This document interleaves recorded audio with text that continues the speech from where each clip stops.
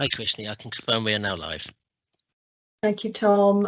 So welcome everybody. This is the annual general meeting of Herefordshire and Worcestershire Clinical Commissioning Group. We are live streaming this meeting, and I believe it's also being recorded so that we can make sure it's available to members of the public who may wish to observe what we've discussed and concluded from the meeting. Just to explain, we as the Integrated Care Board for NHS Herefordshire and Worcestershire have taken on the legal responsibilities and the transfer of legal responsibilities that related to the former CCG, H&W CCG for short, and as a result it is our responsibility to conclude that process, which obviously includes an annual general meeting, which would sort of draw the certainly receive the annual report and accounts of the CCG and draw that the closure of the CCG in full, really. So hence we are here today as members of the ICB to undertake that responsibility. So welcome to everybody, and thank you for joining this meeting. We do have a few apologies from Jane Ives, Catherine Cobain, Sarah Dugan and Paul Walker, but I think I can see Hillary's here, so representing Paul. I don't think we have any other apologies, so we'll make a start, which is the main item that we're going to focus on, the annual report and accounts. So at this point I'll hand over to our Chief Finance Officer, Mark Dutton. Thank you, Chair. I'll just share some slides just to summarise the look back, and also just to give members really a bit of an update in terms of the last 12 months in terms of the life from the CCG perspective. So hopefully colleagues can see my screen, and I'll just give a bit of an update in terms of where we're at then. So as you've already said, Krishni, this does reflect the CCG, so it effectively covers 21-22 in terms of the financial year. From an annual report perspective, it does take that look back of where the CCG was at, how we lived through the COVID world as we were going through the recovery aspect at that point, includes all the challenges, past performance, and effectively the accounts and the money and where we were at from that perspective.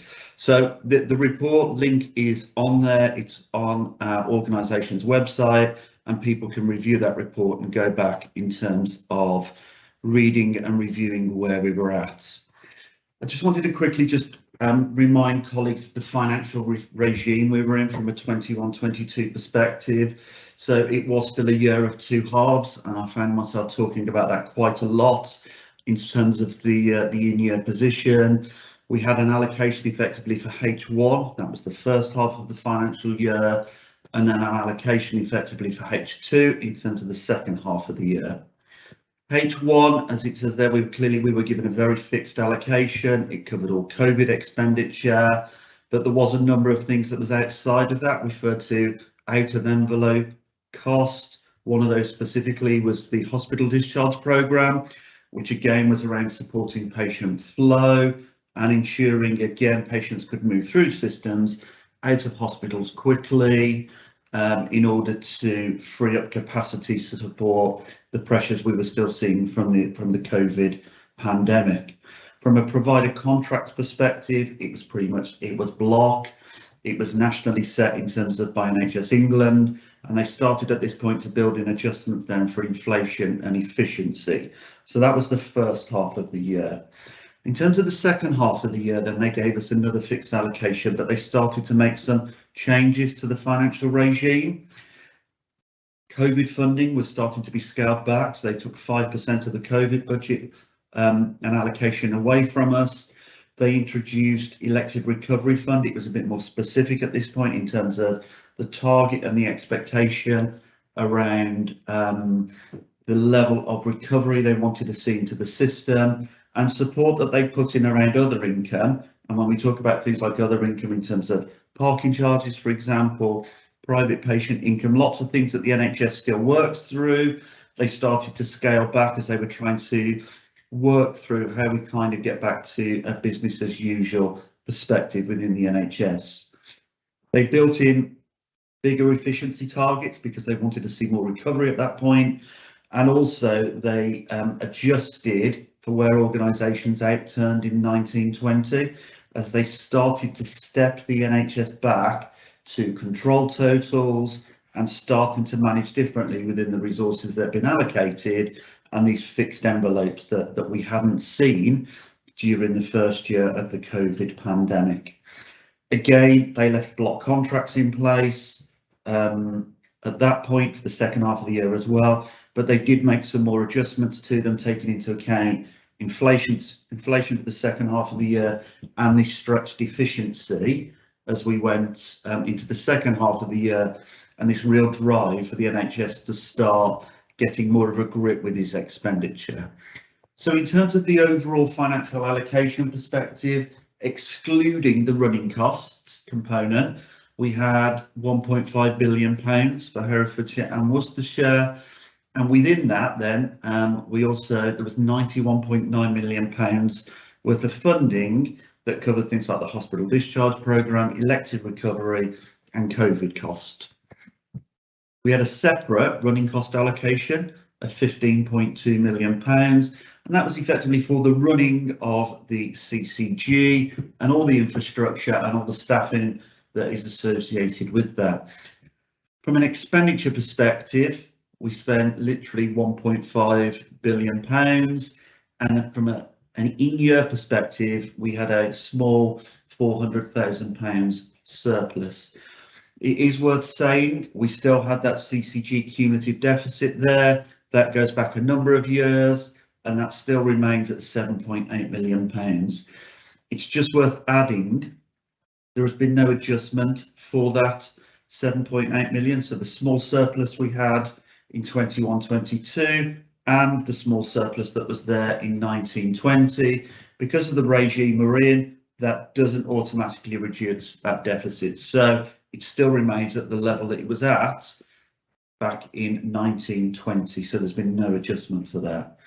Within our 21-22, because of this drive to get back to efficiency, the CCG delivered £12.8 million worth of efficiency savings.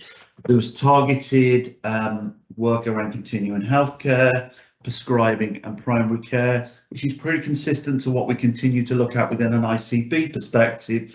But again, those are the more areas of volatility and areas we can start to get behind us. Other parts of our portfolio are prescriptive and remain blocked at the moment. It is worth adding that all our accounts have been subject to an external auditor's review, and the CCG was given a clean bill of health on two fronts. One around the value for money in terms of how we've used the resource, how we've looked at economy, efficiency going forward, but also in terms of the accounts and the numbers that we reported and delivered. So they were given what's called a true and fair view, and that was signed off by the CCG Audit Committee back in June. In terms of the accounts that were put forward, we still haven't had that final external auditor's opinion. So where did we spend the money then? So you'll see broadly of the £1.5 billion, 48% of it, 730 million, is within the acute part of our portfolio. That's the largest area of our expenditure, and over £600 million of that was within our local acute providers, so Worcestershire Acute Hospitals and Wye Valley NHS Trust. The next largest area of spend then was around our community portfolio. So again, because we've got Wye Valley that holds a community contract within there, and the Herefordshire and Worcestershire Health and Care Trust, that was the next part of our largest spend around the community sector within the CCG. Primary care co-commissioning then, again, so this is the nationally agreed GP contracts. Again, that accounted for about just over 9% of our expenditure. And then the next big part of our portfolio spend is linked to prescribing costs. So this is the cost of the drugs that are prescribed either within primary care, or if somebody goes to see a specialist within the acute hospitals and they're advised they need to be on a course of treatment. Again, that normally then gets transferred over to primary care, who prescribe that, and the CCG and also the ICB going forward pick up the bill of those prescriptions. The next part then of expenditure within the portfolio relates to mental health and learning disability services. So this accounts for about 8.8%, and we've seen a growth in this level of expenditure over the last few years, particularly linked to the mental health investment standard and having to put a prescribed level of additional investment in every year to get parity of esteem and bring up mental health services to the same level, really, we see it as in physical health services. So we've still got more way to go there, but at the moment that level of spend accounts for about 8.8% of our portfolio. And then one area of spend in terms of the next area is just under 7% linked to continuing healthcare services. This is an area where we are seeing spend go up, particularly with the demography within Herefordshire and Worcestershire and ageing population. Again, this area we had £105 million worth of spend last year.